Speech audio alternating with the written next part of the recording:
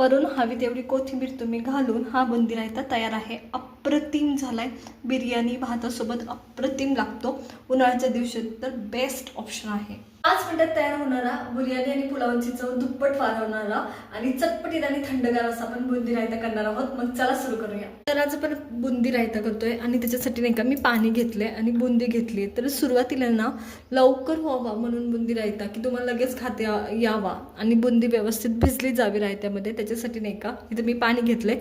आणि ही जी बुंदी आहे आपली खारी बुंदी असते नॉर्मली, तुम्ही नाही का पाणीपुरीसाठी वगैरे वापरता ना तीच असते, वेगळी काही नसते। भिजवून ठेवायची जेणेकरून परत ना दही पटकन शिजतं त्या बुंदीमध्ये। तर चला पुढची स्टेप करूया। मी आता बुंदी रायता करण्यासाठी 1 वाटी दही घेतले। नॉर्मली आता ही खूप मोठी वाटी म्हणून तुम्हाला अर्धी वाटी दिसते, तर इथं मी घेतलंय ते, किंवा तुमच्या कमी जास्तनुसार गरजेनुसार कमी जास्त केलं तरी चालतं। तर आता हे दही ना आधी फेटून घ्यायचं व्यवस्थित। आपण पाणी घालणारच आहोत, पण पाणी घालण्याच्या आधी असंच फेटायचं जेणेकरून फेटता व्यवस्थित येईल। तर बघा पुरेसं झालंय। गरज वाटली तर आणखी ॲड केलं तरी चालेल।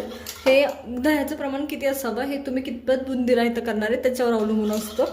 तर इथे हे मी हलवून घेते, फेटून घेते व्यवस्थित। आधी मी फक्त दहीच फेटून घेतले, आता आपण याच्यात पाणी ॲड करणार आहोत। तर इथे मी अर्धा वाटी दह्यासाठी अर्धा वाटीच पाणी घेतलंय, किंवा गरजेनुसार तुम्हाला कमी जास्त करू शकता। तर इथं मी घेतलेले प्रमाण मी तुम्हाला सांगितलेत। तर इथे हे मी अर्धा वाटी पाणीसुद्धा व्यवस्थित फेटून घेणार। तर पहा अशा पद्धतीने, तर एवढं पुरेसं आहे आता आपल्यासाठी। मी सगळ्यात पहिले याच्यात लाल मिरची पावडर ॲड करते, कितपत तुम्ही खाऊ शकता त्यानुसार। त्याच्यानंतर मी याच्यात नाही का जिरे पूड ॲड करते 1 चमचा। तर मी नाही का इथे काळी मिरी ॲड करते, आणि काळी मिरीचं प्रमाण तुम्ही पाहिलं असेल अगदी टोकाला आहे तेवढीच ॲड केली आहे। तर आता हे मसाले झाले। याच्या व्यतिरिक्त तुम्हाला जर हवं असेल तर चाट मसाला तुम्ही ॲड करू शकता।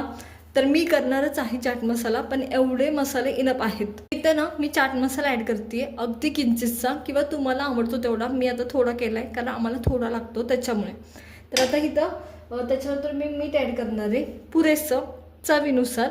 आता दही खूप जर आंबट असेल तर थोडीशी साखर ॲड करायची, नाही केलं तरी चालते। जर दही गोडच असेल, आणि शक्यतो रायत्यासाठी घेणारं दही हे गोड घ्यावं, आणि हे सगळ्या गोष्टी मिक्स करायच्या आता या पद्धतीने। आणि आपला जो बुंदी आपण भिजू घातली होती ती काढायची आता। तर सर्व मसाले मिक्स केल्यानंतर इथं माझ्याकडे बुंदी आहे। तर पहा मी झाऱ्यात काढून घेतले, कारण पाणी निघून जावं, पाणी राहून नये त्याच्यात म्हणून। आणि ही मिक्स करून घ्यायची या पद्धतीने।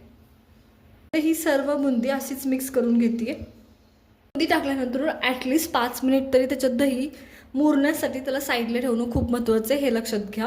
आणि मग बाकीची प्रोसेस आपण करणार आहोत। तर आता इथं बुंदी भिजून ना 10 मिनिटं झालेत, म्हणजे मी बुंदी भिजायला ठेवून 10 मिनिटं झालेत। त्या टायमाला याच्यात कोथिंबीर टाकायची। बुंदी रायता आपला तयार आहे, आणि हे मिक्स करायचं।